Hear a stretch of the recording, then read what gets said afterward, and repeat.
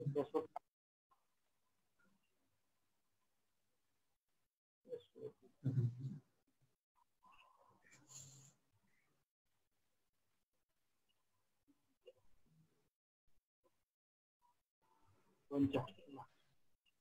एमएससीके सम्पूर्ण आदरणीय हाम्रो मानिकका प्रवेश केसको नाममा प्रेमी एमएससी आज पनि हामी पहिलाको दिन जस्तै तपाईँको उपस्थितिमा जिउँदो पानीको पुरै कोर्सले लिएर आएका छौँ।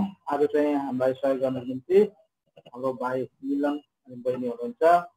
यहाँलाई पनि हामी प्रवेश केसको नाममा स्वागत गर्छौँ है एमएससी भाइ बहिनी। यहाँहरू हामीसँग साथमा भइसक्नु भएको छ। बिचरा भाइ चाहिँ दौड्दै दौड्दै आइपुग्नु भएको छ। तपाईँले यहाँलाई सहायता गरेका हुन्। अब हामी यो जिउँदो पानी पढ्नुभन्दा अगाडि एउटा जिउँदो पानीको नोटिस जहिले पनि मैले भन्ने गर्छु। अब आउने जुन चाहिँ हाम्रो डिजिटल फर्ममा अनलाइन आउने हुँदैछ। त्यस कारणले गर्दा आफ्नै रुममा आफ्नै घरमा आफ्नै मोबाइल ल्यापटपमा तपाईँले पढ्न पाउनुहुनेछ। त्यसको लागि तपाईँले जिउँदो पानी सब्सक्राइब रिन्यू गर्नुपर्ने छ। त्यसको लागि हामीले यो माथि क्याप्सनमा तपाईँलाई कन्ट्याक्ट नम्बर 3टा कन्ट्याक्ट नम्बर दिनेछौँ। त्यो कन्ट्याक्ट नम्बर सम्पर्क गर्न सक्नुहुन्छ। हामी प्रार्थना गरौँ है। आज चाहिँ हाम्रो भाइले 6 बङ्गाल हो नि वर्ष 6 बङ्गाल हामीसँग उपलब्ध नभएको कारणले गर्दा भाइहरूले हाम्रो सहयोग गर्नुहुन्छ। यहाँको लागि धेरै धन्यवाद है। अब हामी 1 घन्टा 1.5 घन्टा जिउँदो पानीमा बिताउनेछौँ। तपाईँहरू अब साथमा रहनुहुनेछ भन्ने हाम्रो आशा हुन्छ। हामी प्रार्थना गरौँ है ल। हुन्छ। मेरा विश्वासयोग्य धर्मीय अत्यन्तै करुणामय परमेश्वर तपाईँ हाम्रा जीवित परमेश्वर हुनुहुन्छ। हाम्रा स्वर सल्लाहकार सङ्कट पानी सहायक हाम्रो हरेक परिस्थितिमा हाम्रो हरेक अवस्थामा हामी साथ रहनुहुने सुरक्षा गर्नुहुने जुन चाहिँ त्यो सोहेका सदिका दुई दिन परमेश्वर तपाईँ कहिले पनि सुत्नुहुन्न कहिले पनि उठ्नुहुन्न। हरेक परिस्थिति हामी भित्र आउँदा बाहिर जाँदा हाम्रो प्रत्येक पाइलालाई सुरक्षा देखरेख गर्नुहुन्छ। त्यस कारणले गर्दा आज हामी संसारमा दुर्बल निकम्म व्यक्तिहरू पनि आज तपाईँको स्थितिमा आउने सम्मुख हामी धन्यवाद दिन्छौँ। तपाईँको महान अचम्म काम आज हामी आज वर्णन गर्न सक्दैनौँ किनभने संसारभरि तपाईँले एकैपल्ट सारा संसारलाई आज रोक्नुभयो। तपाईँको स्वास्थ्यलाई प्रार्थना गर्ने उहाँ देख्ने समय तपाईँले दिनुभयो। हामीलाई पनि यो मौका तपाईँले दिनुभयो। यो मौकामा आज स्थितिमा यो जिउँदो पानी यो 20 वर्ष अगाडि लोकले पढिरहेको छ। आज दिनसम्म आज विभिन्न ठाउँहरूमा विभिन्न आज आज तपाईँको लोकहरू स्वास्थ्यलाई सिक्दै मनलाई सिक्दै गइरहेको छ। आज धेरै सालको आज यो समय पश्चात हामी फेरि अनलाइनमा आइकन यो पुराना पानीलाई पढ्ने हामीलाई पनि मन दिनुभयो। तपाईँको भाषालाई पठाउनु दिनुभयो। त्यस कारणले गर्दा आज हामीले दिनौँ लगभग दिनौँ हामी पढिरहेका छौँ। तपाईँले हामीलाई साथ दिनुभएको छ धन्यवाद दिन्छौँ। यस्ता तपाईँको नाउँको मनोकाम भइरहेको छ हामी विश्वास गर्छौँ। धन्यवाद दिन्छौँ। आज पनि तपाईँको भाइ मिलन बहिनी साथमा हुनुहुन्छ म सहयोगको निम्ति यहाँको परिश्रममा तपाईँको अनुसार आशिष दिनुहुनेछ हामी विश्वास गर्दछौँ। अब सुरु गर्न लागिरहेका छौँ। तपाईँको प्रियहरू जति पनि छन् यहाँले पनि यो जीवित आज वचन जिउँदो पानीको आज दावा दिनुले प्राप्त गर्न सकौँ र आफ्नो चन्द्रको शक्ति कुनै पनि बाधादेखि विश्वास गरिकन हामी यो जिउँदो पानी पढ्ने सेकाइमा बाधा दिन तपाईँको प्रियलाई आज पढ्ने गरिकन सुन्ने भन्नु र तपाईँले हालिदिनु सकेको चन्द्रमा पनि आज रोकिन सकौँ फल दिन सकौँ। अब हाम्रो यो सेवालाई तपाईँको दयानुको छोटो दिन प्रार्थना आमेन आमेन। भाइ सुन्नुभयो? हजुर। ल म चाहिँ अब मेरो भिडियो चाहिँ अफ गर्छु है भाइ। हजुर। तपाईँको अब त्यो माथिको पेजदेखि नै तपाईँले पढ्दै पढ्दै जानुहोस् न ल। फर्स्टदेखि नै पढ्नु पर्यो? हजुर त्यो छ नि माथि के हाइलाइट गरेको छ त्यो हाइलाइट गरिदिनुहोस्। अनि त्यसपछि यता पल्टाएर त्यहाँ के भन्छ त्यो भङ्गालो यो जिउँदो पानी लेखेको छ नि एउटा त्यो पनि पढिदिनुहोस्। अनि त्यो नामहरू त पढ्नु पर्दैन नामहरू त्यसपछि तपाईँले कुन पाठ पढ्दै हुनुहुन्छ त्यो पाठको माथिको हेडिङ अनि कसले लेखेको त्यो पनि भनेर अनि पढ्नुहोस् ल। म यहाँ सुरु गर्नु, म चाहिँ भिडियो अफ गरेँ ल मेरो। हुन्छ।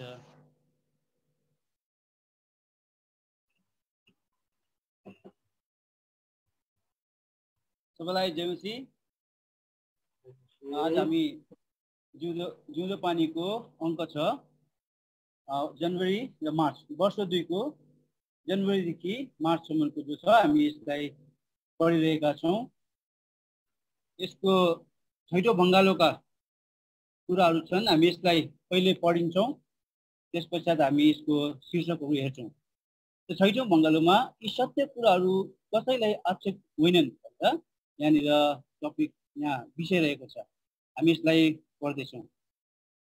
यो डिसेम्बर महिना हो, पोन्सेटिया अर्थात् लालुपाते फुलले क्रिसमसलाई निम्ताइरहेको छ। अब नानीहरूले रमाउँदै गाउनेछन्, आयो बडा दिन आज जगमा, आयो हर्षको दिन। कसैले यस क्रिसमसलाई शिर झुकाएर धन्यवाद भनेर मनाउँछ भने बाइबल र गिर्जा नचिन्ने क्रिस्चियनहरूले पिएर नाचेर ग्लास फुटाएर मनाउँछन्। जे होस्, अब सम्पूर्ण क्रिस्चियन जगत क्रिसमसको बहरमा रम्नेछ। यसरी सम्पूर्ण संसार नै यसमा रम्छ भने कसले कसलाई नचित भन्ला र? प्रशस्त अन्नपात घरभित्र भित्राएपछि सबैको जीवनमा बडा दिन आउने नै रहेछ। यस्तै रमाहटमा एउटा मान्छे हात फैलाएर नाच्छ, उसको हृदय खुसीले उम्ली पोखिँदैछ।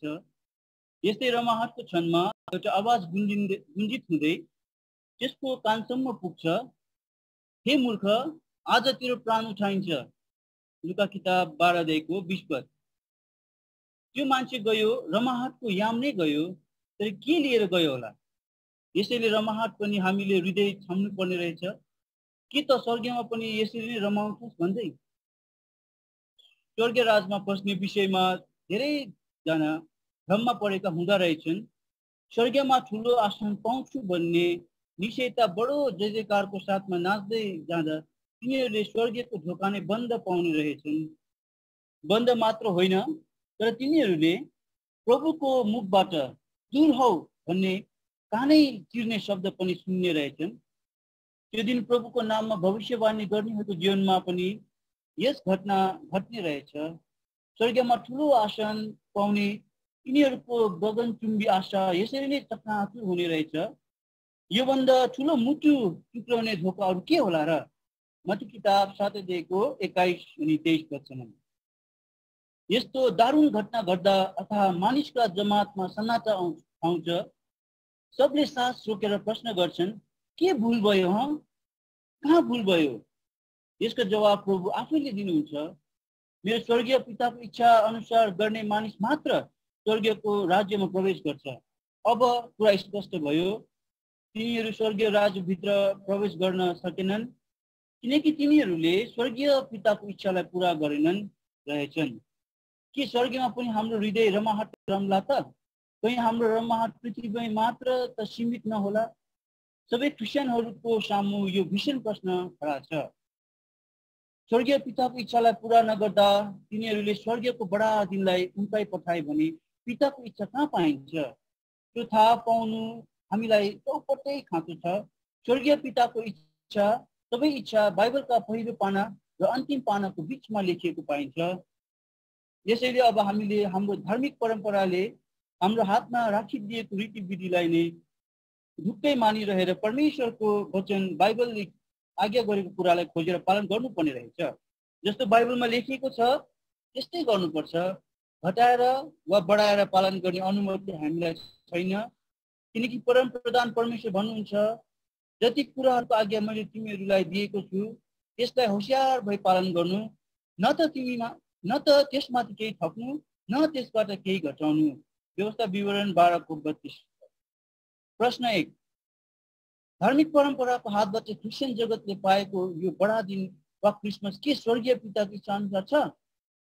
यसको उत्तर यसरी लेखिएको छ, सम्पूर्ण बाइबलभरि क्रिसमस मनाउनु भन्ने आज्ञा कतै पाइँदैन।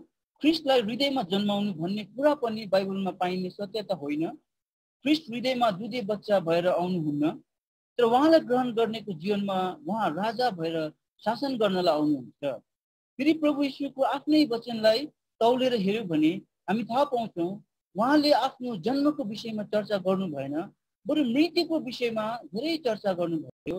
उहाँले हाम्रो उद्धारका निम्ति तोड्नु भएको शरीर र बहाउनु भएको रगतलाई सङ्केत गर्ने रोटी र प्यालालाई सामुन्ने राखी मेरो सम्झनामा गर्ने गर भन्नुभयो। उहाँले आफ्नो मृत्युलाई देखाएर यो गर्ने गर भन्नुभयो, तर जन्मलाई देखाएर क्रिसमस मनाउने गर भन्नु भएन। प्रश्न 2, उहाँको जन्मदिन मनाइन्दा त उहाँलाई खुसी नै लाग्नुपर्ने होइन र? यसको उत्तर यसरी छ, मानिसको हेराइ मुताबिक चाहिँ जन्मदिन मनाइदिँदा वा भेटी लिएर उपहार चढाउँदा वा गुणगान गरिदिँदा निश्चय नै खुसी हुनुहुनेछ भन्ने लाग्छ। तर बाइबल पढेर उहाँको मय बुझ्दाखेरि हामीलाई थाहा लाग्छ उहाँको वचन पालन यो आदि अर्कै पृष्ठमा रहेछ। हामी यसलाई कन्टिन्यू पढ्दैछौँ।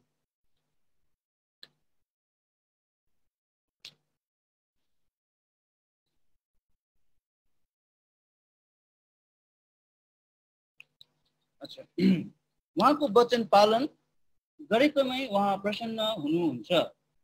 यसलाई उदाहरण सहित गरेको छ। उदाहरण नम्बर 1, इजरायलको पहिलो राजा शाउलले बलिया पाछा र बाछाहरू यहोवालाई होम बलि चढाउन भनी साँचेर राख्यो।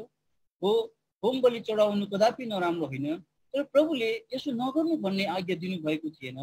यसो हुँदा प्रभु यहोवा दुखित हुनुभयो र शमूएल नबीद्वारा यसो भन्नुभयो, उहाँको वचन पालन गर्दा प्रभु यहोवा जति प्रसन्न हुनुहुन्छ त्यति प्रसन्न कि होम बलि र मेल बलि चढाउँदा हुनुहुन्छ र? हेर, आज्ञा पालन त बलिदान भन्दा उत्तम हो। पहिले सामुएल 15:21 अनि 22 पद। उदाहरण 2, प्रभु यीशुको जीवनदायक वचन सुनेर मक्ख परि आफूलाई भुल्नेहरूमा एकजना स्त्री पनि थिइन्। हजारौँ मानिसहरूको मध्यमा बसेकी थिइन्, तथापि तिनलाई अरू मानिसहरू पनि छन् भन्ने शुद्धि भएन। यसैले आवेशमा आई उच्च स्वरमा प्रभुको गुणगान यसरी गर्न थालिन्, धन्य हो त्यो गर्भ जहाँ तपाईँले बास दिनुभयो, धन्य हुन् ती स्तनहरू जसलाई तपाईँले चुस्नुभयो। कति सुन्दर गुणगान। तथापि प्रभुले भन्नुभयो, हो, तर तिनीहरूको बरु धन्य हुन् जसले परमेश्वरको वचन सुन्छन् र पालन गर्छन्। लुका किताब 11:27-28। आज्ञा पालन गुणगान भन्दा उत्तम रहेछ। यसैले प्रभु भन्नुहुन्छ, तिनीहरू व्यर्थमा मेरो उपासना गर्दछन्, किनकि परमेश्वरको आज्ञालाई पर सारेर मानिसहरूको रीतिथिति पालन गर्दछौ। मर्कुस किताब 7:7 अनि 8 पद। प्रश्न 3, के प्रभु यीशु डिसेम्बर 25 को दिन जन्मनु भएको हो? उत्तर, डिसेम्बर महिना जाडाको याम हो, तर प्रभु जन्मनु भएको देशमा जाडो मात्र हुँदैन तर वर्षा पनि हुन्छ। त्यहाँ वर्षा ऋतु नै अक्टोबरको अन्त्यतिरबाट सुरु हुन्छ।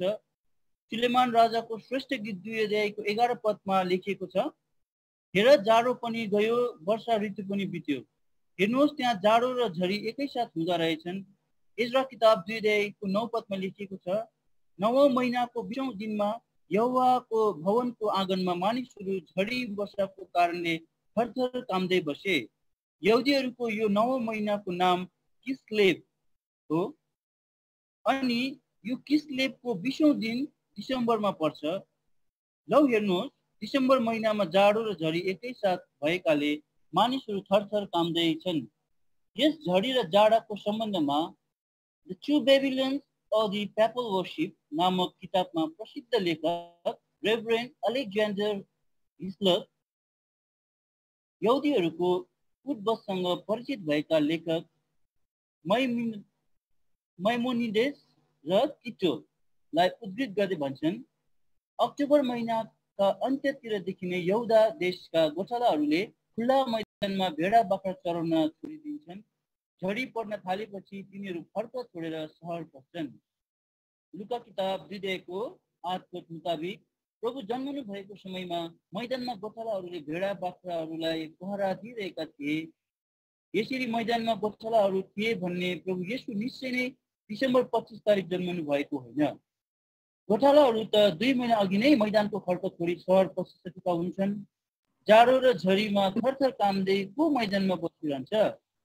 फेरि अलेक्जेन्डर हिस्लप प्रसिद्ध जोसेफ स्मिथको निर्णयात्मक थरलाई यसरी उद्धृत गर्छन्, ख्रिस्टको जन्ममा हरेक स्त्री हरेक बालक कर तिर्नका लागि टाढो टाढो यात्रा गरी आफ्नो पितृभूमिमा जानु पर्थ्यो। यस कामका निम्ति जाडोको मध्ययाम पटक्कै उचित होइन, यसैले ख्रिस्ट यस्तो समयमा जन्मनु भएन। जाडोको मध्ययाममा गोठालाहरू पनि मैदानमा बस्दैनन्। कसैले यो जाडो महिना त्यति कठोर हुँदैन भन्ने सम्झन्छ भने उसले प्रभुले भन्नुभएको यस वचनलाई सम्झना गरोस्, प्रार्थना गर तिमीहरूले जाडाको याममा भाग्न नपरोस्। मत्ती किताब 24:20। जाडो महिनामा भाग्नु पनि कठिन पर्छ भन्ने निश्चय नै खुला मैदानमा गोठालाहरू थिएनन्, न त स्त्री र बालकहरूले नै कुनै यात्रा गरे। यसैले निर्धक्क भएर हामीले भन्न पर्छ, ख्रिस्ट येशू डिसेम्बर 25 तारिक जन्मनु भएन। यसरी नै प्रश्न नम्बर 4 पनि छ, किन प्रभु येशूको जन्मको तारिक लेखिएन? यहुदी जातिमा वंशवालीको सूचीमा नाम नहुनु भयङ्कर कुरा हो। यसकारण मरियमले निश्चय नै प्रभु येशूको जन्मको सम्बन्धमा दिन, घडी, महिना वा सबै विवरण आफ्नो दिलको पाथीमा लेखेर राखेकी थिइन्। यो जन्मदिनको कुरा मरियम र चेलाहरूलाई थाहा नभएको होइन। यसै कारण सुसमाचारका पुस्तकहरू मानिसले लेखेका हुँदो हो त त्यसमा निश्चय नै दिन,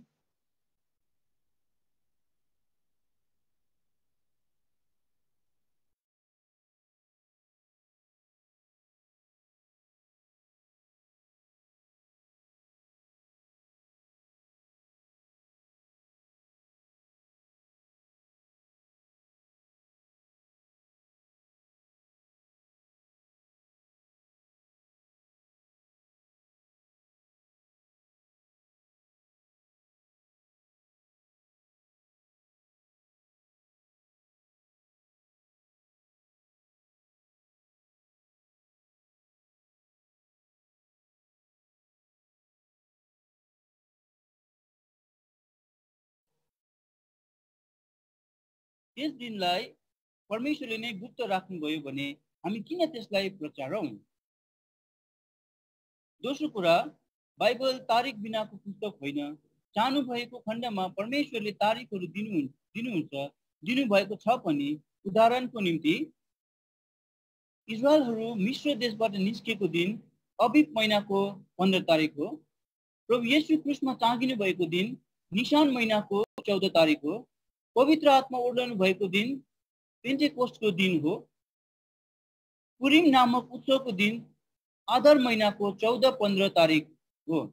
यसबाहेक अरू पनि अनेकौं तारिकहरू बाइबलमा छन्, तर प्रभु जन्मनु भएको तारिक चाहिँ लेखिएन। परमप्रभु परमेश्वरलाई नै थाहा छ किन लेखिएन। उहाँले नै गुप्त राख्न चाहनु भएको दिनलाई हामी उगिन्न नखोजौं। प्रश्न 5 पनि रहेछ, के प्रेरितहरूले क्रिस्टोस माने? यसको उत्तर यसरी पाइन्छ, न प्रेरितहरूले माने, न प्रेरितहरूका पछिका पोलिकार्प, इग्नासियस, जस्टिन मार्टियर, ओरिजिन, टर्टुलियन जस्ता मण्डलीका बाबुहरूले नै क्रिसमस माने।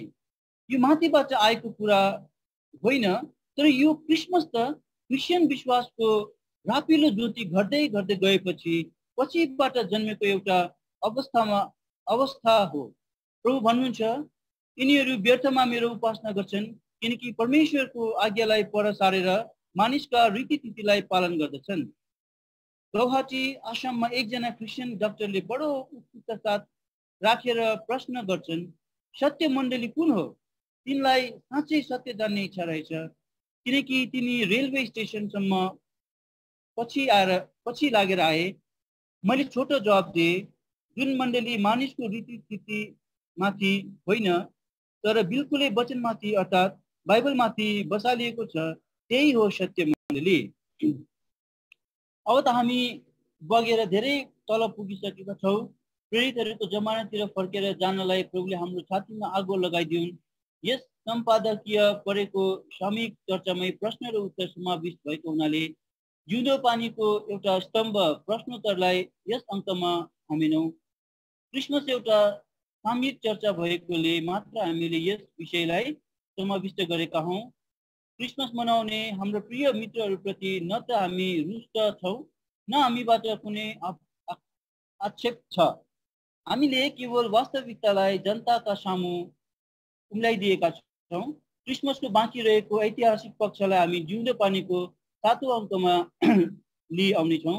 उद्धार र उद्धारको परिणामको सम्बन्धमा लेखिने एउटा स्तम्भ समयको अभावले गर्दा यसपालि खाली रह्यो, जसका निम्ति हामी दुखित छौँ। जिउँदो पानीलाई सधैँ न्यानो माया दिने सबै महानुभावलाई धन्यवाद टक्राउँदै 7औं अङ्कमा भेट्ने आकाङ्क्षा गर्दछौँ।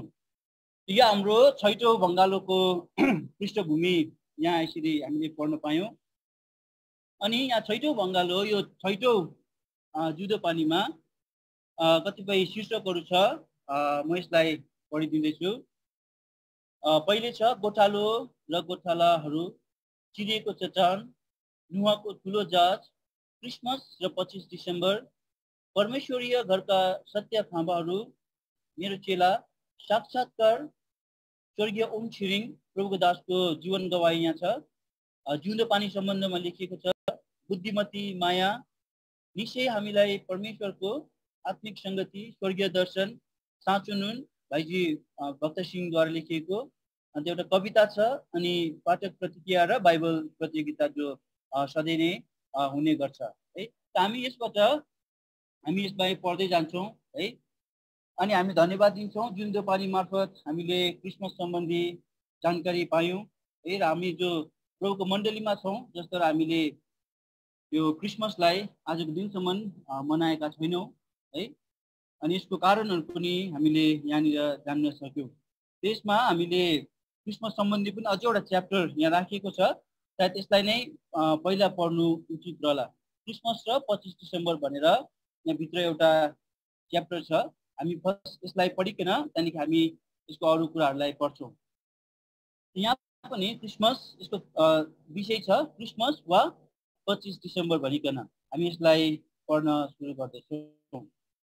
धेरै शताब्दीहरूदेखि नै पवित्र दिन अथवा बिदाको दिनको रूपमा पालन गरिने क्रिसमस आधा दर्जन संस्कृतिहरूबाट मिश्रणबाट बनिँदै आएको एउटा परम्परा मात्र हो। टर्कीको रात्रिभोज सुसज्जित गरिएका रूप, क्रिसमस कार्डहरू, सान्ता क्लाउज, मिजलचो, घन्टीहरू, क्यारोलहरू विभिन्न मानिसहरूका संस्कार र संस्कृतिहरूबाट समावेश भई 25 डिसेम्बरका अभिन्न अङ्गहरू हुन गएका छन्, जुन दिनलाई चाहिँ प्रभु येशू ख्रीष्ट जन्मनु भएको दिन हो भने कसैले पनि दृढतापूर्वक भन्न सक्दैन। 2 शताब्दीसम्म ख्रीष्टको जन्मदिन बारे कसैलाई थाहा थिएन। सायद थोरैले मात्र चासो राख्थे, किनभने जन्मदिनको भन्दा मृत्युको दिनको महत्त्व बढ्ता मानिन्थ्यो। 245 ख्रीष्टशताब्दीमा इतिहासकारहरूले ख्रीष्टको जन्मदिनलाई सठिक ठहराउने प्रयास गरेका थिए, तर क्याथोलिक मण्डलीले यस कुरामाथि रोक लगायो। ख्रीष्टको जन्मदिन मनाउनु पापपूर्ण कार्य हो, कारण उहाँ राजा फिरौन जस्तो हुनुहुन्न भनी घोषणा गरे। तर 14औं शताब्दीमा आएर क्याथोलिक मण्डलीले विचारमा परिवर्तन गरी धेरै छलफल गरे पश्चात ख्रीष्टको जन्मदिन तोकिदियो। फलस्वरूप क्रिसमस मनाउने परम्परा सुरु भयो। ख्रीष्टको जन्मदिन मनाउने प्रथा सुरु भएदेखि नै त्यसलाई अनुकरण गरेर पश्चिमी देशका मानिसहरूले आफ्नो जन्मदिन मनाउने चलन पनि सुरु भएको हो। धेरै शास्त्रीहरूले ख्रीष्टको जन्मदिनलाई तोक्ने चेष्टा गरे। त्यसै कारण जनवरी 1, जनवरी 6, मार्च 25 र मई 20 तारिकका दिनहरूलाई लिएर धेरै वाद विवाद सुरु भए। लुकाको सुसमाचार गोठालाहरूले राति भेडा चराइरहेको कुरा उल्लेख गरिएको कारण धेरैले त्यस समय स्थितिलाई मई 20 तारिक हो भनी मान्यता दिए, किनभने गोठालाहरूले आफ्नो बगाललाई थुमा बियाउने समयमा मात्रै दिन र रात पनि रक्षा गर्ने गर्थे र त्यो समय चाहिँ वसन्त ऋतुमा पर्थ्यो। जाडोका महिनाहरूमा चाहिँ भेडाको बगाललाई त्यसै छोडिदिन्थे र कुरन्दार हेरिरहनु पर्दैन थियो। लुका किताब 2:8। डिसेम्बर 25 का दिन धेरै जस्ता रोमीहरूले विशेष नतालिस सोलिस इन्भिक्टी अथवा जित्न नसक्ने सूर्यदेव मिथियासको जन्मदिनको रूपमा मनाउने गर्थे। यो 49 इन्भिक्टी चाहिँ सूर्यदेवको रहेछ। 2774 ख्रिस्टपूर्वमा मिथ्रासवाद सर्वत्र फैलिएको कारण सम्राट अरेलियनले यसलाई राष्ट्रिय धर्मको रूपमा घोषणा गरेका थिए। 337 मा रोमी सम्राट कन्स्टान्टिनले बत्तिस्मा लिएपछि क्रिसमसले पश्चिमी संसारमा पूर्ण मान्यता प्राप्त गर्न सफल भयो। 354 ख्रिस्ट शताब्दीमा रोमी बिशप लाइबेरियसले क्रिस्टको मृत्यु मात्र होइन तर जन्मदिन पनि मनाउनु पर्छ भनी जोड दिए। क्रिस्टको जन्मदिन लिएर इतिहासकारहरूमा दुई बेग्ला बेग्लै अवधारणा रहेका पाउँछौँ। पहिलो मत अनुसार रोमी मण्डलीले मिथ्रासवाद वा सूर्यदेव मिथासको पर्वलाई हटाउनलाई 25 डिसेम्बरलाई नै क्रिस्टको जन्मदिन भनी घोषणा गरेका हुन्। दोस्रो मतका पक्षमा हुनेहरू भन्छन् रोमी इसाईहरूले क्रिस्टलाई अपनाए तापनि आफ्नो सूर्यदेव मिथ्रासलाई त्याग्न चाहेनन् र क्रिस्टको जन्मदिन 25 डिसेम्बरमा घोषणा गरी अवैध रूपमा सूर्यदेव मिथ्रासलाई नै पुजिरहेका थिए। यी दुई मतहरूमा वास्तविकता जे भए तापनि हामीले एउटा ठोस तथ्यलाई स्वीकार गर्नै पर्छ कि 25 तारिक डिसेम्बर चाहिँ हाम्रा प्रभु येशू क्रिस्टको जन्मदिन होइन तर रोमीहरूले सूर्यदेव मिथ्रासको जन्मदिन भनी मनाएको एउटा पर्व मात्र रहेछ। यो चाहिँ हाम्रो दार्जिलिङबाट बोज राई अथवा उहाँको विनोद राई उहाँले लेख्नु भएको रहेछ। यसको चाहिँ स्रोतहरू चाहिँ चार्ल्स पनतीद्वारा लिखित पुस्तक extra ordinary origins of every day things, यसबाट यस्तो कतिपय कुराहरू लेखिएको रहेछ। यो हाम्रो क्रिसमस वा 25 डिसेम्बरको विषयमा हामी यसरी पाउँछौँ। अब हामी यसको पहिलो खण्ड जो छ हामी यसलाई पढ्छौँ। यसको पहिलो खण्डमा छ गोठालो र गोठालाहरू सूक्ष्म दृष्टि। यो विषय चाहिँ हाम्रो काठमाडौँ कनानको हाम्रो आदम तुलाधर अङ्कलले लेख्नु भएको रहेछ। हामी यो गोठालो र गोठालाहरूलाई पढ्छौँ। पवित्र शास्त्र बाइबलमा गोठालो र विभिन्न गोठालाहरूबारे वर्णन गरिएका कुराहरू हामी पाउँदछौँ। गोठालोको सामान्य अर्थ हुन्छ भेडा बाख्रा गाई गोरु अर्थात् पशुहरूलाई चराउने वा हेरविचार गर्ने व्यक्ति। उत्पत्ति 43 को 32 पद। बाइबलको यो वचन जुन गोठालो शब्द आउँदछ, जस्तै पुरानो नियममा दाउदले यहोवा मेरा गोठालो हुनुहुन्छ भनी सम्बोधन गरेका छन् भजन सङ्ग्रह 23:1 मा, अनि नयाँ नियममा प्रभु यीशु आफैले म असल गोठालो हुँ भनी भन्नुभयो युना किताब 10:11 पद। यो गोठालो शब्दले परमेश्वरलाई सङ्केत गर्दछ। बहुवचनमा आउने गोठालाहरू शब्दले चाहिँ मानिसहरूलाई सङ्केत गर्दछन्, भेडाले चाहिँ विश्वासीलाई सङ्केत गर्दछन्। यसमा पनि दुई प्रकारका भेडाहरू अर्थात् विश्वासी हुँदा रहेछन्। एक थरी उद्धार पाएका विश्वासीहरू र अर्को चाहिँ उद्धार नपाएका विश्वासीहरू। युना किताब 10:14 अनि 15 पद अनुसार यीशुले चिन्नु भएको र यीशुलाई चिनेका अब आफ्नो प्राण अर्पण गरेको हुनुपर्छ। उहाँलाई नचिन्ने र उहाँको बारे नसुन्नेलाई उद्धार नपाएकाहरूसँग तुलना गरिन्छ। मानिसहरूलाई भेडाहरूको संज्ञा दिएका कुराहरू बाइबलमा धेरै ठाउँहरूमा पाइन्छ। बाइबलका केही पदहरू पढेपछि हामी यो थाहा पाउँछौँ। पहिलो राजा 22 को 17, दोस्रो सामुएल 24 को 17, पहिलो इतिहास 21 को 17, दोस्रो इतिहास 18 को 16, भजन सङ्ग्रह 95 को 7, 100 को 3। यसकारण बाइबलले भेडा र गोठालोको महत्त्वपूर्ण भूमिका बारे बताउँदछ। अब गोठाला अर्थात् अगुवा भएर मानिसहरूको गोठालो हुनु महत्त्वपूर्ण जिम्मेवार रहेछ भनी छर्लङ्ग देखाइदिएको छ। भेडा जसरी एकहोरे, कमजोर, सजिलै आफ्नो बाटो बिराउने, आफ्नै मालिक नचिन्ने, आफ्नै गोठमा फर्कन नजान्ने र बढालिने स्वभावको पशु हो, त्यसरी नै मानिसहरू पनि साँचो परमेश्वरको आज्ञा उल्लङ्घन गरेको कारण पापले मानिसहरूलाई बसमा पार्यो र पापले गर्दा आफ्नै बाटो लागे र बाटो बिराए। यशाया किताब 53 को 6 पद। यसरी पाप नै मानिसहरूको गोठालो भयो। पापको अर्थात् मृत्युको गोठालो। पापले गर्दा मानिसहरू पनि आफ्ना सृष्टिकर्तालाई चिन्न छोडेर सृष्टिका थोकहरूका पछि लागेका छन्। रोमी किताब 1 अध्यायको 19 अनि 21 पद। कुनै बाटो मानिसलाई सोझो अर्थात् ठिकै जस्तो लाग्छ तापनि अन्त्यमा त्यसले मृत्युमा पुर्याउँदछ। हितोपदेश 16 को 35, 7 को 27, भजन सङ्ग्रह 49 को 14 पद। यसरी मृत्युको गोठालोले मानिसलाई डोर्याइरहेछ। यहाँ हामीले बाइबलको खण्डहरूको खालि रेफरेन्स मात्रै पढ्दैछौँ समय नभए खण्डमा। यसलाई तपाईँले जतिले सुन्नुहुँदैछ आफ्नो बाइबलमा यसलाई यो रेफरेन्सलाई पढ्न सक्नुहुन्छ। हाम्रो दोस्रो छ ज्यामी गोठालो। पहिलो थियो मृत्युको गोठा, पापको अर्थात् मृत्युको गोठालो। दोस्रो चाहिँ छ ज्यामी गोठालो। युना किताब 12 को 10 को 12 अनि 13 पद अनुसार ज्यामी गोठालोले ज्यालाको लोभले मात्र भेडाहरूलाई चराउने काम गर्दछ, किनभने भेडाहरू ज्यामी गोठालाका होइनन्। भेडाहरूप्रति दया माया र चिन्ता हुँदैनन्।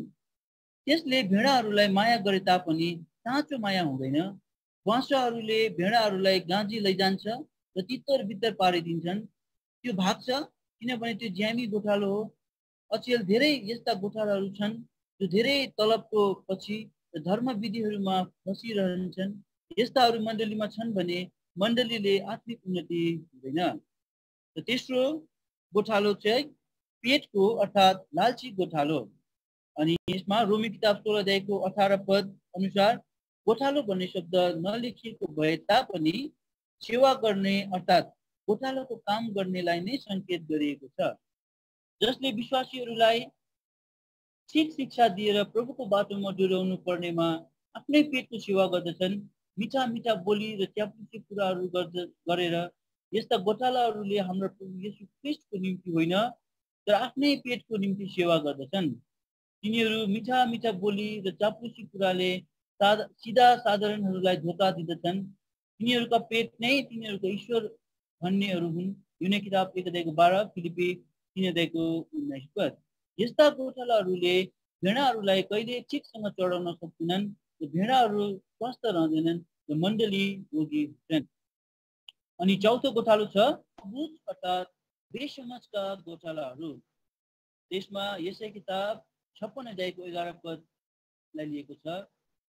परम प्रभुले आफ्ना जनहरूलाई प्रभुको बाटोमा जोड्याउनलाई इजरायली अगुवाहरू अथवा गोठालाहरूलाई खटाउनु भएको थियो र तिनीहरूले प्रजालाई प्रभुको बाटोमा हिँडाउनु पर्ने थियो, तर तिनीहरूले त्यसो गरेनन्। तिनीहरूले प्रभुको कुरा सुनेर प्रभु भक्त हुनुपर्ने थियो, तर त्यस्ता भएनन्। समझ दिनुहुने प्रभुलाई त्यागेर बेसमझका गोठालाहरू बने र आफ्नै लाभको बाटो अपनाए। त्यसकारण यस्ता किसिमका गोठालाहरू मण्डलीमा छन् भने मण्डलीमा झगडा दोष दिने काम ल्याउँदछन् र मण्डलीले हानि भोग्नुपर्छ। आफूले पनि प्रभुको बाटोमा हिँड्दैनन् र अरूलाई पनि हिँडाउँदैनन्। चौथो गोठालो यस्तो थियो भने पाँचौं गोठालो चाहिँ निर्बुद्धि गोठालो। यिर्मया किताब 10 अध्यायको 21 पद अनुसार निर्बुद्धि गोठालो भनेर यहाँ दिएको छ। ज्ञान बुद्धि र सहायता माथिबाट मात्र आउँदछन् भनी थाहा नपाउने गोठालाहरूले परमप्रभुको कुरा सुन्दैनन् र उहाँको बाटोमा हिँड्दैनन्। यस्ताहरूलाई परमप्रभुले निर्बुद्धि, परमप्रभुसँग नसोध्ने, असफल, तितर बितर पार्ने गोठालाहरू हुन् भनी संज्ञा दिनुभएको छ। यस्ता खालका गोठालाहरू मण्डलीमा छन् भने मण्डलीलाई बनाउँदैनन् तर भत्काइदिन्छन्। र छैटौं गोठालो चाहिँ भरमाइदिने गोठाला। यिर्मया किताब 50 अध्यायको 6 पद अनुसार भरमाइदिने गोठालाहरू पनि हुँदो रहेछन्। हामी यसलाई पढ्छौँ। यहाँ बाबेल र कल्दीहरूको बारेमा भनेका भए तापनि त्यस बेला धर्मीय र इजरायलीहरू र यहुदाका मानिसहरू लाचार अवस्थामा परमप्रभु कहाँ फर्केर आएको कुरा हामी पाउँदछौँ, किनभने तिनीहरूका गोठालाहरूले अर्थात् अगुवाहरूले तिनीहरूलाई भरमाइदिएका थिए। यसै किताब 3 अध्यायको 12 पद। किनकि तिनीहरूले परमप्रभुको विरुद्धमा काम गरेका थिए, तिनीहरू उहाँको बाटोमा हिँडेका थिएनन्। आज संसारका मानिसहरू त भ्रममा र अलमल्लमा पर्न सक्छ, यसमा आश्चर्य मान्न पर्ने कुनै कुरा रहेनछ। तर साँचो विश्वासी भनी टोपल्नेहरू त प्रभुको बाटोमा हिँड्नु पर्ने थियो, तर ठिक बाटोमा नहिँडेर उल्टा भरमाउने गोठालाहरूका पछि हिँड्न थाल्दछन्। किन तिनीहरूले सच्चाइलाई उक्त्याउन सकेनन्? किनभने तिनीहरूको पुरा उद्धारको निश्चयता चाहिँ पक्का भएको छैन। यस्ता किसिमका अगुवाहरू वा गोठालाहरू मण्डलीमा भएको खण्डमा विश्वासीहरूमा एकअर्कासित शङ्का उपशङ्काको भावना उठ्छ र मण्डली बढ्न सक्दैन। र यहाँनिर 7औं गोठालोको नाम चाहिँ दिएको छ स्वार्थी गोठालो भनिकन है। अनि यसमा इजेकियलको किताब 33 अध्यायको 31 पद अनि 34 अध्यायको 2 देखि लिएर 8 पदसम्मको यहाँ दिएको छ। जोड दिएर भनिएको छ, गोठालाहरूले भेडाहरूलाई त होइन तर आफ्नै स्वार्थको मात्र वास्ता गरे। यरुशलेममा नाश आएका कारणहरूमध्ये एउटा मुख्य कारण स्वार्थीपना नै हो। यस्तै स्वार्थी गोठालाहरू प्राय मण्डलीहरूमा धेरै भएका कारणले विश्वासीहरू प्रभुमा बढ्न सकेका छैनन्। गोठालाहरू चाहिँ शरीरमा मोटा तगडा हुन्छन् तर सोझा विश्वासीहरू चाहिँ आत्मामा कमजोर हुन्छन्। सेवा कार्यमा गडबडी भइरहन्छ। मण्डलीले प्रभु येशू अर्थात् परमेश्वरको साँचो साक्षीलाई दर्शाउन सक्दैनन्। गोठालो र गोठालाहरूको विषयमा यो 6औं अङ्कमा यति मात्रै रहेछ है। यसको अगाडि चाहिँ अर्को अङ्क 7औं अङ्कमा सायद दिएको छ होला, यसमा चाहिँ यति मात्रै रहेछ। अनि यसमा हामीले 7 प्रकारको गोठालो हेऱ्यौँ। पहिलो पापको अर्थात् मृत्युको गोठालो, दोस्रो ज्यामी गोठालो, तेस्रो अबुझ अर्थात् बेसमझका गोठालो, चौथो अनि 5औं निर्बुद्धि गोठालो, अनि 7औं स्वार्थी गोठालो। यो 7 प्रकारको पेटको अर्थात् लालची गोठालो 3 नम्बर रहेछ है। यो 7 प्रकारको गोठालोहरूको विषयमा यसमा दिएको रहेछ। अनि अरू चाहिँ आगामी अङ्कमा दिने रहेछ। अनि यसमा सानो एउटा भाइजी भक्त सिंहद्वारा लेखिएको सानो क्लिप रहेछ, यसलाई पनि हामी पढ्दैछौँ। यसको शीर्षक छ तपाईको घरको मुखिया को हुनुहुन्छ भनिकन। यो चाहिँ भाइजी भक्त सिंहद्वारा लेखिएको छ। हामी यसलाई पढ्छौँ। अनेकौं घरहरूका भित्ताहरूमा उक्ति पद छ, झुन्डाइ राखिएको हुन्छ। एउटा सानो फ्रेम भनौँ है, एउटा फ्रेम राखिएको हुन्छ। पत्र भनेको चाहिँ पत्र झुन्डाइ राखिएको हुन्छ, जहाँ अङ्ग्रेजीमा यस्तो लेखिएको हुन्छ, ख्रिस्ट यस घरका शिर हुनुहुन्छ। प्रत्येक भोजनको समयमा उहाँ अदृश्य अतिथि हुनुहुन्छ। प्रत्येक बातचितको समयमा उहाँ अदृश्य श्रोता हुनुहुन्छ। तर राम्ररी त्यस घरलाई जाँच्यो भने प्रभु ख्रिस्ट चाहिँ भित्ताका निम्ति मात्र घरको शिर हुनुहुँदो रहेछ भन्ने, अथवा प्रभु यीशु मात्र घरको शिर हुनुहुँदो रहेछ भन्ने कुरा थाहा लागिहाल्छ। घरको वास्तविक शिर अर्कै व्यक्ति हुन्छ। कति घरमा घरको शिरको पद स्वास्नीले लिएकी हुन्छन्। पति चाहिँ बिचारा घरमा पैसा कमाउने मसिन मात्र। पत्नी चाहिँ सम्पूर्ण परिवारकी सञ्चालिका। परिवारका मूल निर्णयहरूका फैसला पत्नीले नै गर्छिन्। कान मरक्कै निमोठेर पतिको मनलाई खनक्कै घुमाउनमा उनी निपुण हुन्छन्। र सुखी परिवारमा प्रभु नै सदैव जीवित शिर हुनुहुन्छ। त्यसलाई हाम्रो बेथानी मण्डलीबाट हाम्रो काजी तामाङ दाजुले यसलाई ट्रान्सलेट गर्नुभएको रहेछ। हामी अब यसको अर्को खण्डलाई हामी पढ्छौँ। यो चाहिँ छ चिरिएको चट्टान। चिरिएको चट्टान हाम्रो GK Rai uncle mount Horeb नाम्चीबाट उहाँले यो कुरालाई लेख्नु भएको रहेछ। हामी यसलाई पनि पढ्छौँ। हेर म होरेबमा चट्टानमा तेरो अघि खडा हुनेछु र तैँले चट्टानलाई हिर्काउनु र मानिसहरूले पिउनलाई त्यहाँबाट पानी निस्कनेछ। तब मूसाले इस्राएलीहरूको सामने त्यस्तै गरे। प्रस्थान किताब 17 अध्यायको 6 पद। परमप्रभुको आज्ञा अनुसार इस्राएलीहरूका सारा समुदायले यात्रा गरेर रपिदिममा डेरा बनाए। त्यहाँ तिनीहरूको निम्ति खाने पानी थिएन। यसै कारण मानिसहरूले हामीलाई खाने पानी दिनुहोस् भनेर मूसासित झगडा गर्न थाले। तिनीहरूले मूसासँग यसो भनेर गन्नु गर्न थाले, तपाईले हामी र हाम्रा बालबच्चा र हाम्रा पशुहरू समेतलाई तिर्खाले मार्न किन मिश्रबाट ल्याउनु भयो? समुदाय यति उग्र बन्यो कि तिनीहरू मूसालाई ढुङ्गाले हान्न तयार भए। तब म यी मानिसहरूलाई के गरौँ भनेर मूसाले परमप्रभुलाई पुकारे। परमप्रभुले तिनलाई केही बुढा प्रधानहरूसँग हातमा लौरो लिएर होरेबमा आउन भनी आज्ञा गर्नुभयो। परमप्रभुले प्रतिज्ञा गर्नुभयो, उहाँ चट्टानमा मूसाको अघि उभिनेछु भनेर र उहाँले चट्टानलाई हिर्काउनु भनेर मूसालाई आज्ञा गर्नुभयो। तब मूसाले परमेश्वरले भन्नुभए अनुसार गरे। चट्टान चिरियो र पानी फुटी निस्कियो र समस्त समुदायले त्यो पानी पिए। उपरोक्त घटनालाई केही क्षण घुरेर हेरौँ। परमप्रभुले इजरायलीहरूलाई मिस्रबाट निकालेर उजाड स्थानमा ल्याउनु भयो, जहाँ इजरायलीहरूले 40 वर्ष यात्रामा बिताए। यो विशेष उजाड स्थानले त्यस प्रायद्वीपको भूभागलाई बोध गराउँछ जसलाई सिनै प्रायद्वीप भनिन्छ, जो चाहिँ पूर्वमा अकबा खाडी वा पश्चिममा स्वेज नहरको बिचमा परानको उजाड स्थानको मुनि मिश्र देशको उत्तर पूर्वमा अवस्थित छ। यो प्रायद्वीप त्रिकोणीय आकारको छ, जसको चौडाइ उत्तरमा 150 माइल एवं लम्बाइ चाहिँ 250 माइल छ। यसलाई सिनैको उजाड स्थान भनी उल्लेख गरिएको छ प्रस्थान किताब 19 पद। यो त्यो स्थान हो जहाँ इजरायलीहरू मिश्र देश छोडेको 3 महिनापछि आइपुगेका थिए।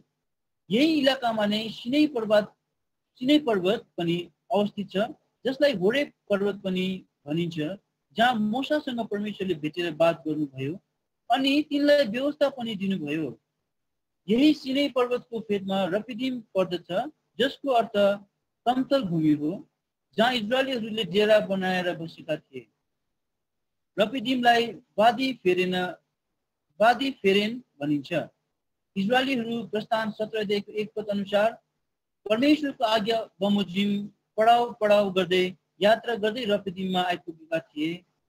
तिनीहरूलाई दिउँसो बादलको खामो र राति आगोको खामोले अगुवाई गरेको थियो, जसले परमप्रभुको उपस्थितिलाई सङ्केत गर्दछ। यसको अर्थ परमप्रभुले नै तिनीहरूलाई त्यहाँ अगुवाई गर्दै ल्याउनु भएको थियो। त्यसो भए परमेश्वर तिनीहरूको साथ हुँदाहुँदै पनि तिनीहरूले किन पानीको दुःख बुझ्नु पर्यो? परमेश्वरले तिनीहरूको विश्वासको जाँच गर्नको निम्ति पानीको समस्या खडा गर्नुभयो। परमेश्वरले तिनीहरूलाई परमेश्वरप्रति पुरा भरोसा गरून् भन्ने सिकाउनलाई तिनीहरूलाई सुक्खा इलाकाहरूमा पुर्याउनु भयो, जहाँ पानीका निम्ति तिनीहरू छटपटिनु पर्यो।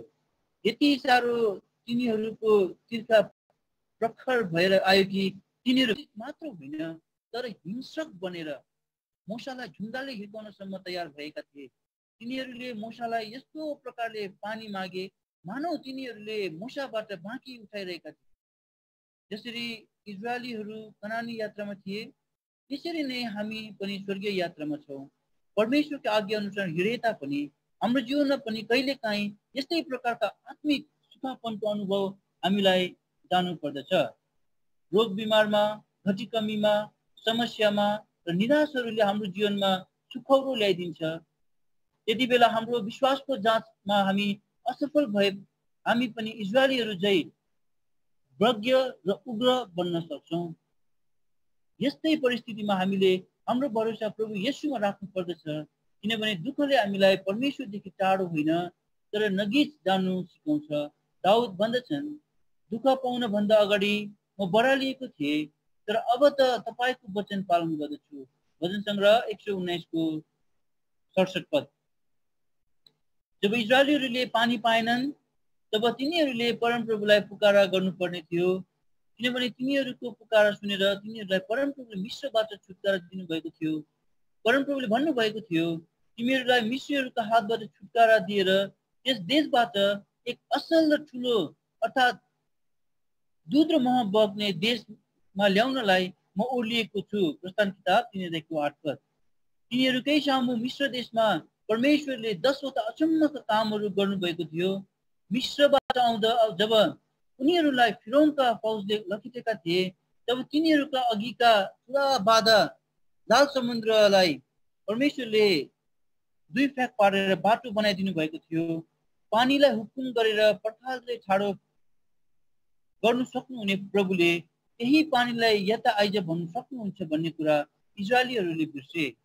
तिनीहरूले बिर्सेको केही दिन अघि परमेश्वरले स्वर्गीयबाट मन्ना बसाउनु भएको कुरो बिर्से। तिनीहरूले परमेश्वरको सामर्थ्यलाई धेरैचोटि नै आफ्नै आँखाले देखेका थिए, तर पानी पिउन नपाउँदा ती सबै बिर्सी पठाए, अधीर भए, उग्र भएर कृतज्ञ कृतज्ञ बनेर कि हामीले पनि इजरायलीहरूले झै भुलि पठाएका त छैनौँ। संसार रूपी मिश्रबाट परमेश्वरले मुक्ति दिनु भएर निकाल्नु भएको रमाइला घडीलाई बप्तिस्मा रूपी लाल समुद्रमा भएर प्रभु येशूको मरा जवाई र गाडा जवाईमा र बौरी उठाइमा एक भएको महत्त्वपूर्ण दिनलाई र वचन रूपी स्वर्गीय मन्ना खाएर आत्मा अगाएको स्वर्गीय अनुभूतिलाई ती इजरायलीहरूले यसो गर्नुपर्ने थियो। हामीलाई परमेश्वरले मिश्रको दासत्वबाट छुटकारा दिनु भएर निकाल्नु भयो। यही नै हाम्रो निम्ति सौभाग्यको कुरा हो। मिश्र देशमा मिश्रीहरूको कुटाइ खाएर मर्नुभन्दा उजाड स्थानमा पानी बिना तिर्खाले तडपिएर मर्नु असल हो। तर यसो भन्नुको सट्टा तिनीहरू गनगन गर्न थाले। तिनीहरूले परमेश्वरको उपस्थितिलाई आफ्नो अघि अघि दिउँसो बादलको खामो राति आगोको खामोका रूपमा देखेका थिए। अनि तिनीहरू रात दिन हिँड्न सकुन् भनेर तिनीहरूलाई बाटो देखाउनको निम्ति परमप्रभु दिनमा चाहिँ बादलको खामो र राति चाहिँ आगोको खामोमा तिनीहरूका अघि अघि जानुहुन्थ्यो। दिनमा बादलको खामो र राति आगोको खामो मानिसहरूको अघि अघि जान कहिल्यै छोडेन। प्रस्थान किताब 13 अध्यायको 21 पद। यसरी तिनीहरूले परमेश्वरको उपस्थितिलाई प्रत्यक्ष रूपमा नभए पनि परोक्ष रूपमा देखेका थिए। तथापि तिनीहरूले परमेश्वरको उपस्थितिलाई भुल्न मात्र होइन, चुनौती दिन थाले। शङ्काको चाकुरामाथि उक्लिएर भन्न थाले, परमेश्वर हाम्रो बिचमा हुनुहुन्छ कि हुनुहुन्न? परमेश्वर बादल र आगोको रूपमा तिनीहरूको बिचमा हुनुहुन्छ भन्ने महत्त्वपूर्ण सत्यतालाई बिर्सी पठाए।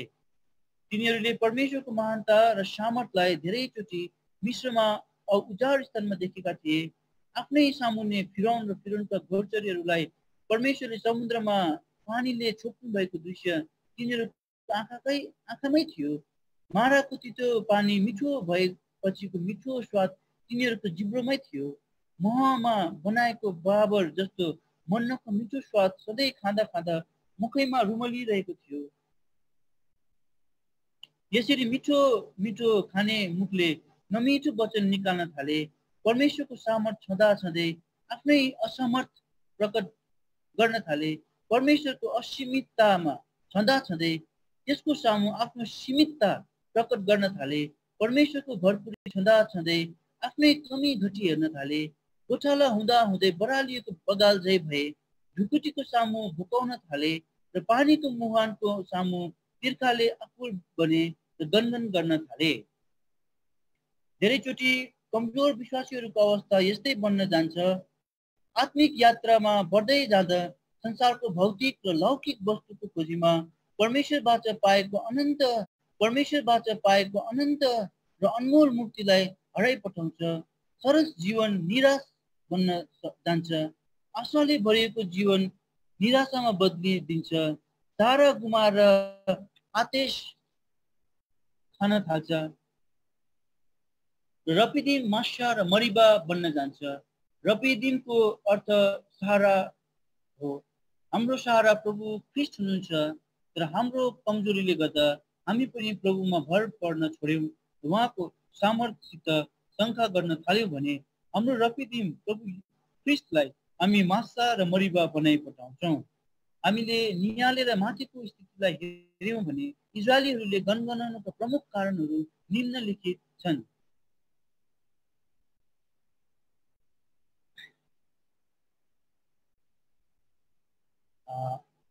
पहिलो कारण अभिलाषा। परमेश्वरले मिश्रबाट छुटकारा दिनु भएर निकाल्नु भएको 45 दिनमा इजरायलीहरू सिनका उजाड स्थानमा आइपुगेका थिए। प्रस्थान किताब 16 अध्यायको 1 पद। यतिका दिनसम्म परमेश्वरले तिनीहरूलाई भोकै हिराउनु भएको थिएन। उहाँले प्रतिज्ञा गर्नुभएको वचन अनिकालका दिनमा तिमीहरू तृप्त रहनेछन् भजन सङ्ग्रह 37:19 पुरा गर्नु भएकै थियो। असल वस्तुले तिनीहरूलाई तृप्त पार्नु हुँदै थियो। तरै पनि तिनीहरूले यसो भनेर गनगन गर्न थाले, अब मिश्रमा मासु र रोटी अगाउन्जेल खान्थ्यौँ, त्यसबेला हामी परमप्रभुको हातबाट मरेको भएदेखि असल हुने थियो। प्रस्थान 16:3। उनीहरूको निम्ति छुटकारा भन्दा मिश्रको रोटी र मासु प्रिय बन्न थाल्यो। यस्तै प्रकारले कति अभिलाषा विश्वासीहरूका निम्ति पनि संसार रूपी मिश्रको अशुद्ध वस्तुहरू मुक्ति भन्दा प्रिय बन्न जान्छन्। यसकारण आफ्नो जीवनलाई निहालेर हेरौँ, कतै हाम्रो निम्ति पनि कुनै वस्तु हाम्रा छुटकारा भन्दा प्रिय त बनेका छैन। प्रभु भन्नुहुन्छ, संसारमा भएको जुनसुकै कुरा पनि अर्थात् शरीरको अभिलाषा, आँखाको अभिलाषा, जीवनको सेकी पितातर्फको होइन तर संसारतर्फको हो। यो नै किताब 2 अध्यायको 16 पद। असन्तुष्टता दोस्रो कारण चाहिँ रहेछ असन्तुष्टता।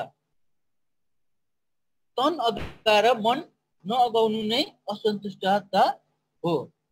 अनि मान्छेको मन कहिले अगाउँदैन भनिन्छ। इजरायलीहरूले अभिलाषा गरे, अभिलाषाले असन्तुष्टता जन्मायो र असन्तुष्टताले गनगनाहट जन्मायो।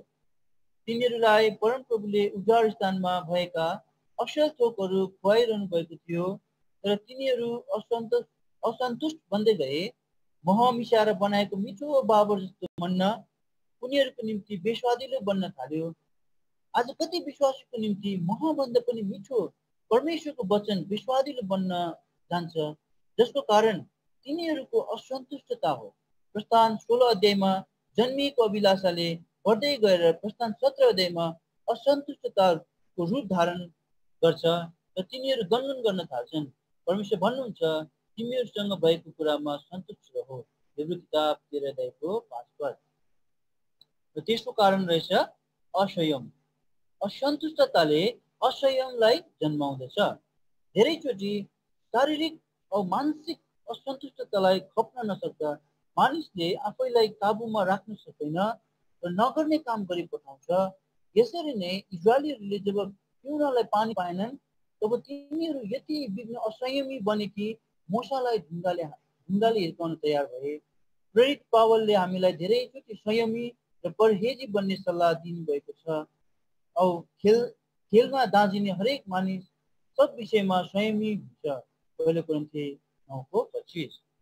र चौथो कारण रहेछ अविश्वास। जब इजरायलीहरू असंयमी बने तब तिनीहरूमा भएको असंयमले तिनीहरूमा अविश्वास जन्मायो र तिनीहरू भन्न थाले, परमप्रभु हाम्रा बिचमा हुनुहुन्छ कि हुनुहुन्न। प्रस्थान 17:7। अविश्वासले गर्दा तिनीहरूले परमेश्वरले तिनीहरूको जीवनमा गर्नुभएको महान कार्यहरूलाई बिर्सी पठाए। तिनीहरूले आफ्ना उद्धारकर्ता परमेश्वरलाई बिर्से, जसले मिश्र देशमा महान कार्यहरू गर्नुभएको थियो। तिनीहरूले उहाँको वचनमा विश्वास गरेनन्। सङ्ग्रह 106:21-24 पद। यही अविश्वासको कारणले आज विश्वासी माझ पनि गनगनाहट उत्पन्न गर्छ। पाँचौं कारण रहेछ अधर्म। जब अविश्वासको बुद्धि हुन्छ तो मानिस अधर्मी बन्न जान्छ। यसरी नै इजरायलीहरूले जब परमेश्वरको उपस्थितिमा शङ्का गर्न थाले तब उनीहरू अधर्मी बनेर त्यस व्यक्तिलाई मार्न तत्पर भए जसले उनीहरूलाई डोराएर मिश्र देशबाट उजाड स्थानसम्म ल्याएका थिए। उहाँ उनीहरूका निम्ति पिता समान थिए, उनीहरूका प्राणका गोठाला थिए। आज जब विश्वासीहरू अभिलाषी, असन्तुष्टि, असंयमी, अविश्वासी र अधर्मी बन्दछन् तब आफ्नो प्राणका गोठाला मण्डलीका अगुवाहरू विरोधमा उठ्दछन् र कुवचनका ढुङ्गाले डोर्याउन खोज्दछन्। इजरायलीहरूमा भएका यही अभिलाषा, असन्तुष्टता, असंयम, अविश्वास र अधर्मलाई हटाउनका निम्ति परमेश्वरले भरिम बमोजिम मूसाले होरेबमा भएको चट्टानलाई आफ्नै लौरोले हिर्काए। चट्टान चिरियो र पानी फुटी निस्कियो। त्यो चट्टान प्रभु येशू हुनुहुन्छ, धेरैका आत्मिकका मृत्युका निम्ति चिरिनु भएको थियो। त यसको पनि आज चिरिएको चट्टानको पनि यतिसम्म नै मात्र रहेछ। यसको रहल चाहिँ आगामी अङ्कमा भनिकन दिएको छ। हामीले यसमा पनि 5वटा कारणहरू भेट्यौँ, हेर्न सक्यौँ। इजरायलीहरूले गनगन गर्नुको प्रमुख 5वटा कारणहरू। त्योमध्ये सबैभन्दा पहिलो कुरा थियो अभिलाषा, अभिलाषादेखि असन्तुष्टता, अनि असंयम, अविश्वास र अधर्म। र यसको अरू कारणहरू चाहिँ 7औं अङ्कमा पाउने रहेछौँ हामीले।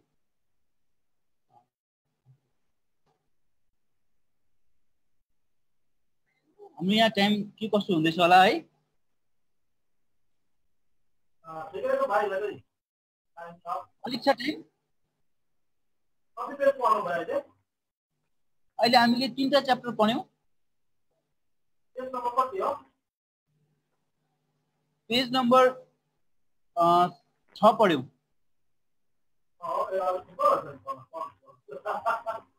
हजुर हामीले फर्स्टको त्यो 6औं भङ्गालो छोडेर चाहिँ हामीले 6 पेज पढिसक्यौं। अहिले पढ्दाखेरि त्यो सम्पूर्ण स्वर पेज पढ्नु पर्ने 2 दिन गर्नु पर्छ के भाइ हजुर प्रब्लम अब कति भयो हजुर कति मिनेट भयो घन्टा भयो नि हाम्रो हजुर 1 घण्टा हाम्रो हिसाबले भयो। यहाँ 4:15 भयो। अब 10 मिनेट पढ्नुस् न ल ए हुन्छ। त्यसो हाम्रो एउटा च्याप्टर छ, हामी यो एउटा च्याप्टर चाहिँ पढ्छौँ। त्यो छोटै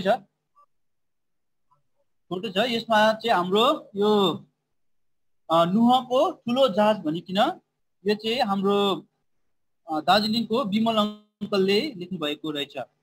यो चाहिँ नुहको ठुलो जहाज। यो नुहको जहाज सम्बन्धी चाहिँ हामी यसलाई चाहिँ सायद 1 पेज यो 1 पेज मात्रै रहेछ, हामी यसलाई भ्याउँछौँ होला। परमेश्वरको दृष्टिमा पृथ्वी भ्रष्ट भएको र उपद्रवले भरिएको थियो। जब परमप्रभुले पृथ्वीमाथि दृष्टि गर्नुभयो तब त्यो भ्रष्ट भएको देख्नुभयो, किनकि सबै प्राणीले पृथ्वीमा आफ्नो चालचलन भ्रष्ट गरिसकेका थिए। उत्पत्ति किताब 6:11 अनि 12 पद। नोहको जीवनको 600 वर्षको दोस्रो महिनाको 17औं दिनमा ठुला ठुला अगाधका सब मूलहरू फुटे र आकाशका झ्यालहरू खुले अनि 40 दिन र रातसम्म पृथ्वीमा दृष्टि भइरह्यो। उत्पत्ति किताब 7:11-12 पद। 7औं महिनाको 17औं दिनमा जहाज अरारत पहाडमा अडियो। उत्पत्ति 8:4 पद। माउन्ट अरारतको हिमाच्छादित चुचुरामा गुड लाएर हिउँले पूरित एक योद्धाको जहाजको आकृतिमा एक नौकाको रूपरेखा प्रस्तुत हुँदछ। हालेलुया। धेरै दिन पैदल अनि गधाद्वारा हिमालय यात्रा गरे पश्चात जब उनको आँखा पौराणिक जहाजमाथि पर्यो, एक सफल विजयी एन्टोनियो पेलिगियो छिचायो। यो नुहको जहाज हो। नुह अनि उनको ठुलो गृह निर्मित जहाजद्वारा पशु प्राणी र मानिस जातिलाई बचाउने सितैदारी फुलेको बुढो मान्छेको पौराणिक कथालाई नानीहरूको दन्ते कथा भनी अविश्वासीहरू खारिज गर्न सक्छन्, तर अन्वेषक साथै बाइबल शोधार्थी पोलिगो भन्छन् उनले वास्तविक वस्तु अरारत पर्वत टर्कीमा प्राप्त गरेका छन्। उत्पत्तिको पुस्तकमा वर्णित कथामा आधारित गहन विचारहरूलाई उपयोग गरेर इटालियन अन्वेषक अथवा रिसर्चरहरूले यो ठुलो जहाज 4000 वर्षदेखि हिउँमा पुरिएर सुरक्षित रहेको छ भन्छन्। उत्तरी इटली अवस्थित आफ्ना घरको भान्सा कोठामा तस्बिर पत्र पत्रिकाहरू स्पष्ट फैलाएर अनुमानित 153 मिटर लामो, 25 मिटर फराकिलो एवं 800 अनुचर पशु प्राणीहरूलाई अन्तर्भुक्त गर्न पर्याप्त स्थान भएको 15.5 मिटर अग्लो विशाल नाउको आकृति विषय 63 वर्षीय भूतपूर्व रसायनविद केमिस्ट सबैका ध्यान आकर्षण गर्न तर्क दिन्छन्। यसै क्षेत्रमा एक फ्रान्सेली अन्वेषकका साथीले एउटा सानो काठ प्राप्त गरेका छन् अनि तिनले यसलाई जल प्रलयको मिति र समयको मिति यस प्राप्त वस्तुलाई स्वाभाविक प्रमाणको रूपमा प्रमाणित गरेका छन्। मिस्टर पोलिगोले नुहको विशाल जहाज प्राप्त भयो भनी पुष्टि गर्ने प्रथम व्यक्ति हुनुहुन्न। यो विशाल जहाजको उत्साहित खोजकर्ताहरू लगायत वैज्ञानिक, साइन्टिस्ट, भूतत्त्वविद, एक्सकभेटर, पुरातत्वविद, आर्कियोलोजिस्टहरूले मन्जुर गरेका छन् कि तिनीहरूले पनि यस विख्यात जहाजका टुक्राहरू विभिन्न दिशाबाट खनन गरी निकालेका छन्। अस्ट्रेलियामा एलिन रोबोट उत्पिदातका पक्षगर जेन्टिसिस्टले अरारत पर्वतको 32 किलोमिटर दक्षिण आग्नेयन अन्तर्गत नुहको विशाल जहाजको वैज्ञानिक तौरमै प्रमाण प्राप्त भएको घोषणा गरे पश्चात दुई वैज्ञानिकहरूले उनको भ्रामक र जाली क्रियाकलापहरूको विरुद्ध अदालतमा याचिका तयार गरे। यो मामलालाई एक न्यायाधीशले खारिज गरिदिए। जब संयुक्त राष्ट्र अमेरिकाको एक गुप्तचर विभागको यान पूर्व सोभियत संघको सैनिक क्षेत्रमा उडे हिमालमाथि अवस्थित एउटा विशाल जहाज जस्तो आकृति त्यहाँ देखा पर्यो, उनीहरूले त्यसको फोटो खिचे। सिआइएले विश्वास गर्यो यो संस्थाले अरूले लिएको टेकमा भुल विचार गरेका थिए, जुन चाहिँ बाइबलका पुरानो नियमको प्रचलित लोककथा सत्य थियो। यो विशाल जहाजलाई खोजी गर्न लागि परेका केही खोजकर्ताहरूले पनि आफ्नै प्रकारका नक्कल गरिरहेका हुन्। संयुक्त राष्ट्र अमेरिकामा एक पास्टर नुहको त्यस विशाल जहाज निर्माण गर्न व्यस्त भइरहेका छन्। उनलाई त्यो दर्शन प्रकाश परमेश्वरबाट नै दिएको हो भनी भन्छन्। अनेकौं अन्वेषकहरू, मुख्यत अमेरिकनहरू भन्छन् तिनीहरूले यो विशाल जहाज भेटाएका छन्, तथापि बाइबलको संयोजनहरूसँग तिनीहरूका अवलोकनहरूले तालमेल खाँदैनन्। मिस्टर पलिगोले भने तिनीहरूले देखेका विशाल जहाज सठिक नापमा थिएनन् भनी हामीले त्यसमा प्रकाश हालेपछि सिआइएले तिनीहरूका फोटोहरू प्रकाशित नगर्ने निर्णय गरे। उपयुक्त पुस्तक अनुसार नुहले 300 हात लामो, 50 हात चौडा, 30 हात अग्लो एक विशाल जहाज बनाए अनि प्रत्येक जीव जन्तुको जोडालाई जहाजमा हाले। एक हातले परमेश्वरले नुहलाई भन्नुभयो, सबै जीवको अन्त मेरो अघि आएको छ, तिमीले गोपेर काठको एउटा जहाज बनाउनु। नुहले आफ्नो नाउको पाल समुद्री यात्राको निम्ति स्थापित गरेपछि 40 दिन 40 रात परेको पानीले जगत जलप्रलयमान भयो। जलप्रलय सुकेपछि जलमान टर्की अवस्थित पूर्वोत्तरी अरारत पर्वतमा थामियो। नास्तिकहरू भन्छन् नुहलाई 460 वटा जीव जन्तु जलायनभित्र हाल्नु, 24 घण्टा भित्रमा प्रत्येक प्रकारको जीवधारी प्राणीको जोडी हाल्न 1 सेकेन्ड लिन आवश्यक थियो। मलमूत्रको भारी ओजनलाई उल्लेख गर्न होइन, कथालाई समर्थन गर्न उत्पिदातका पक्षकारहरू यसमा परिस्थितिजन्य प्रमाणहरू छन् भन्छन्। कालो समुद्रको स्वच्छ पानी भूमध्य सागरदेखि ठुलो धाराको थेग्रो अल्गाएर 7000 वर्ष अघि 200 पटक बाढका भयानक तेजले हिम नदीहरू पग्लिए भने वैज्ञानिकहरूका एक दलले एक भयानक अशुभ जलप्रलयको प्रमाण पाएका छन्। तथापि यस प्रसङ्गले बाइबलीय मिथकलाई केही अघिको मिति तोकेको छ। जब मौसम विशेषज्ञहरूले विश्वव्यापी जलप्रलयको कुनै चिन्ह पाएनन्, तिनीहरू यो एउटा स्थानीय घटना हुन सक्छ भनी आशंका गर्छन्।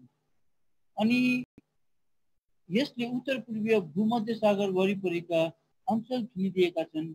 वास्तवमा इराकको प्राचीन साम्रियन सहर पुरको नजिक युफ्रेटिस नदीमा एक अर्को भूभाग शास्त्रीहरूले दलले उत्खनन गर्दा 4000 वर्ष अघि भएको एक जलप्रलयको प्रमाण प्राप्त गरेका छन्।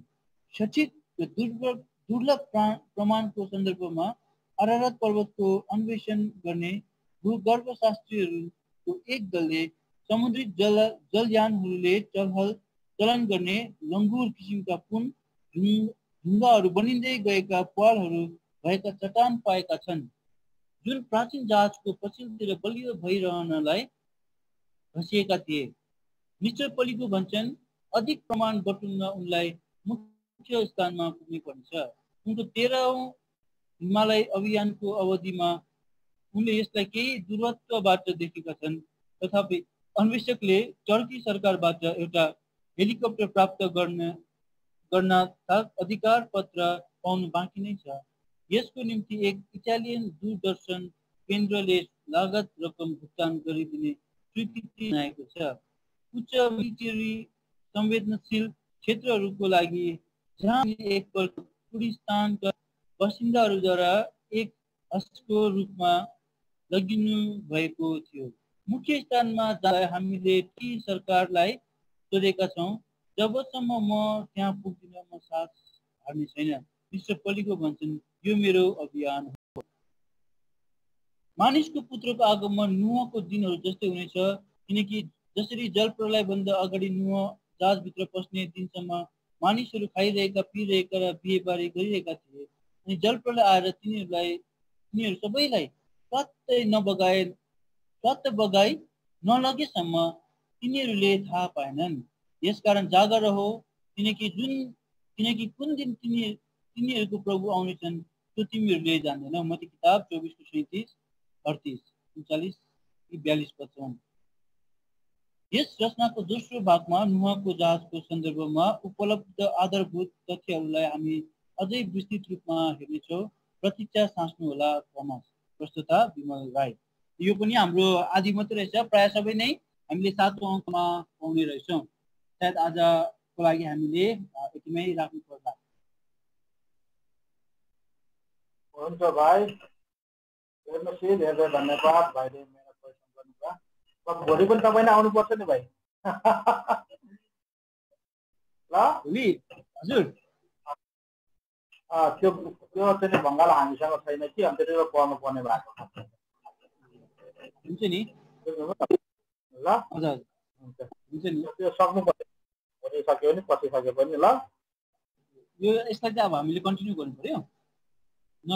त्यो भएको त्यस्तो छैन कि हामीसँग यहाँ, त्यही भएर।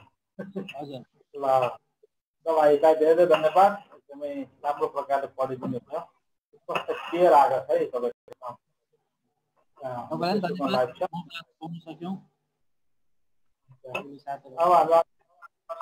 है भाइ, हामी अब हाम्रो भाइ चाहिँ केरेका उपासना भवनबाट आउनुहुन्छ। उहाँले आज हामीलाई पढ्नमा सहायता गर्नु। अब हामी अन्तिम प्रार्थना गर्छौँ। जाँदा जाँदै फेरि तपाईँलाई एउटा सूचना, यो दुध पानीको अबको भागहरू चाहिँ अनलाइनमा डिजिटल फर्ममा आउनेवाला छ। त्यसको लागि तपाईँले हाम्रो यहाँ लाइभमा पनि माथि क्याप्सनमा राखिएको छ कन्ट्याक्ट नम्बरहरू, तपाईँहरूले त्यहाँबाट पनि कन्ट्याक्ट गर्न सक्नुहुन्छ। तपाईँले इमेल गर्ने अथवा यसको सब्सक्राइब गर्ने त्यहाँ उहाँसँग कल गरेर तपाईँहरूले सबै त्यसो लिन सक्नुहुन्छ। ताकि तपाईँ चाहिँ संसारको कुनै पनि कुनामा भएर पनि तपाईँले आफ्नै मोबाइलमा, आफ्नै ल्यापटपमा दुध पानी अब पढ्न सक्नुहुन्छ है त। ल यो सानो जानकारी। अब हामी प्रार्थना गरौँ। हाम्रो यो बाँकी जो पनि भाग छ त्यसको भङ्गालोको अब आउने भोलिको दिन अथवा पर्सिको दिन कहिले सकिन्छ हामी त्यसलाई नियन्त्रण दिन्छौँ। हुन्छ, हामी प्रार्थना गरौँ है। विश्वासयोग्य धर्मी तिमी करुणामय परमेश्वर, महान परमेश्वर, हरेक परिस्थिति, हरेक अवस्थामा आज हाम्रो साथ रहिकन, रहिकन हाम्रो डरमा हुने मनल परमेश्वर साथ आज हाम्रो साथमा रहिरहने परमेश्वर, जसले आज हामीलाई आज दिनसम्म साथ सुरक्षा गर्नुभयो। आज हामीलाई यो मध्याहसम्म उहाँलाई पनि धेरै संसार मान्छेहरू आज सुतिरहेका छन्, आफ्नो मोड बजाउँदै छन्। तर आज तपाईँले हामीलाई यो पानी पढ्ने मन त बुझ्नुभयो। तपाईँको दास भाइ किन हाम्रो साथमा ल्याइकन हो, तपाईँले आज यो पढ्नमा सहायता गर्नुभयो। दिनुभएको छ कन्टिन्यू गर्नुपर्छ, जति पनि पढिएको छ रेकर्ड गरेर आज यो फेसबुकहरूमा युट्युबमा दिएको छ। स्वास्थ्यले आज यो पुरानो पानीहरू आज खोज्न नपाउने नपाइरहेको ठाउँमा यो प्रेरणाको स्रोत एउटाको शिक्षालाई आज बुझ्ने अनुसार यो पानी आज हृदयमा बग्ने